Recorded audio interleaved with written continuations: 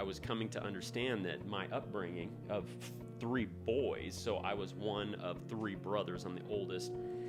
And so I had this framework, this model of what life looked like that was shaped around 3 boys growing up together, very close in age. I mean, it was all adventure and rattlesnakes and bike riding in the desert and all of that stuff, but obviously that limits my exposure to what it's like to grow up with a girl. I mean, I didn't know anything about menstrual cycles or, what all this stuff is going to be like, and the range of emotions that a woman operates off of. I had no idea how to engage that. And just real quick, I remember reading a book by Dr. Kevin Leman, and it was called The Difference a Daddy Makes. And he highlighted that he highlighted a story where he was actually coaching one of his daughter's junior high basketball teams. And so during that time, he's coaching them like he'd coach a boy.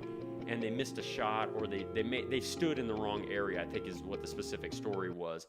And so they weren't performing like they were supposed to perform. And then he goes, hey, you've got to move over here, blah, blah, blah. And the little junior high girl just looks up at him, and she just stands there and starts to cry. And then all the other little junior high girls gather around that junior high girl. Yeah. And they're like, who are you, evil man?